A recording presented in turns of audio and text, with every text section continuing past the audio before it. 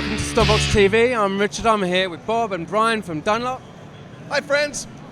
And we are looking at a pedal that looks on the face of it very similar to the bass compressor you already have. It sounds very similar. It is very similar. Well, it's funny you say that because we have people coming into our shop, guitar players. We've sold a few of them the bass compressor because we realize it works well on guitar. But for some people, they just don't want to know because it says bass. So just how similar are the two pedals and what changes have you made to it? So similar that we could scratch out studio and still call it bass. It is the bass compressor.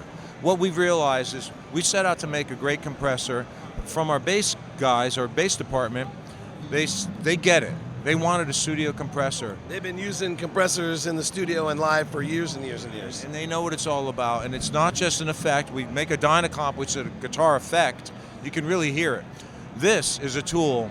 Obviously, you can get a heavier 20-to-1 compression and really slam the input so it pads down. It's more of a salt and pepper kind of thing. This is definitely a salt and pepper. It's more of a tool to keep things tight and focused, but not change your tone, not change your really dynamics per se, but it keeps your dynamics tamed.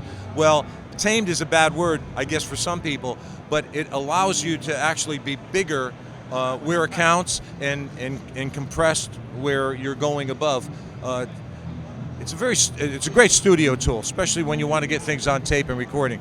Bass players get it. Guitar players, they need it, but because it said bass, it shied away. A lot of bass products actually are voiced and tuned for bass, but the bass compressor wasn't. It was a general, great studio compressor in a box, and hence we finally said, hey, for everybody to grab it, be able to use it and gravitate towards it without having that prejudice factor, let's call it studio compressor.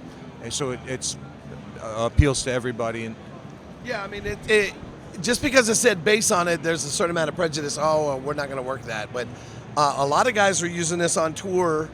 Eric Johnson was using it with his acoustic guitar setup. I had a couple of guys that were plugging this into the front of house for the vocals. So it's just, a very useful, MXR box-sized studio compressor, even though at that time it was bass compressor. Exactly. But now we're able to change the nomenclature. Well, that's a big word. Did that just come out of my mouth? 2 cups of coffee. We can change the name and call it the Studio Comp, because basically that's what it is. Yeah, exactly.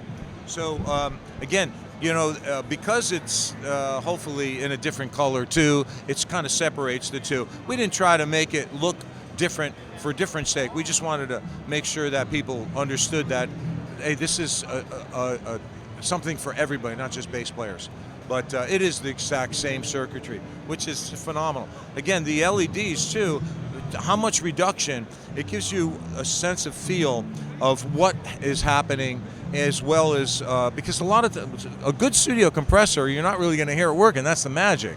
But you're going to feel it, tighten things up, and in a real recording environment, the engineer's looking at the meter. He's not playing it, so he's not feeling its response. There's a tactile response, so while you're playing it, you're feeling the compressor working, you're hearing the compressor working, and then with the metering bridge, you can see what's going on. So that gives you 3 senses that's putting your brain together, and I was really able to learn a lot about compression by using this pedal. Yeah.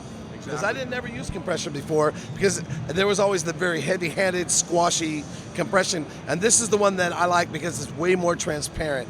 And I use it in a way that it's more like a preamp. I have the input down, the output up a little bit of the release to hold it for a little bit, but a lot of attack. Yeah. And low ratio. Yeah. If you want squashy compression, you've got other pedals, MXR pedals that can do that. I'm sorry, this will do it too. This will squash it out. I mean, like the well, the Dynacomp is a real effect. It's meant to be overt.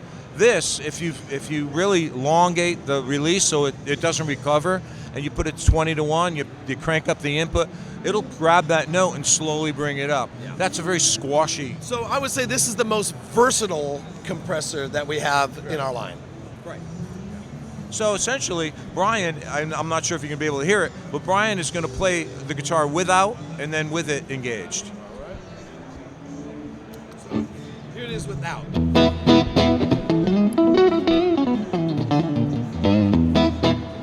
it is with.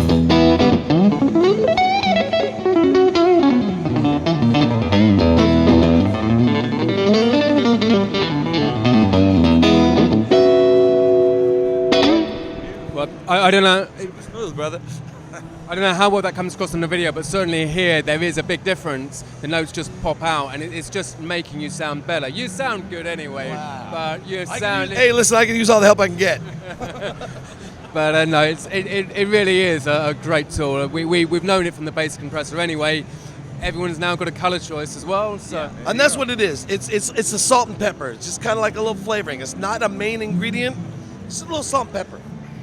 well, that's available from us at stompboxfxpedal.co.uk. Please subscribe, like the video, and tune in for more coverage from NAMM 2016. Thank you. Adios, amigos.